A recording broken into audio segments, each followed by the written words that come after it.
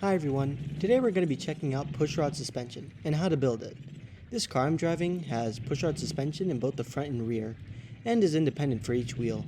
It's performing pretty well at everything we're throwing at it. It's going over large rocks and bumpy terrain with ease, and just speeds through the easier sections. Without further ado, let's check out how the suspension works.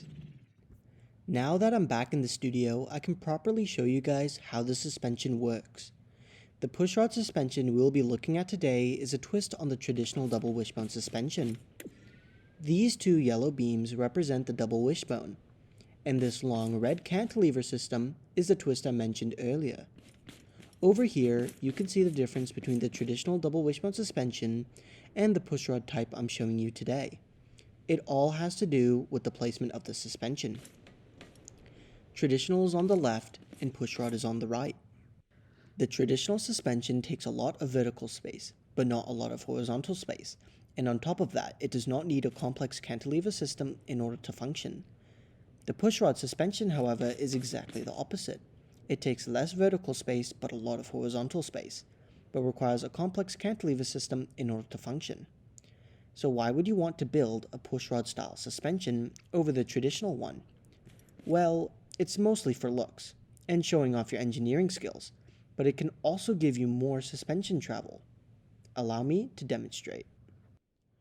Right now, I'm pushing the wheel up 2.5 blocks from its starting position, while the suspension piece has moved up 1.5 blocks from where it started. That's giving us one more block traveled than we would have had in the traditional suspension. So how does the cantilever setup work? Well, when the wheel moves up, it translates that movement to the yellow control arms.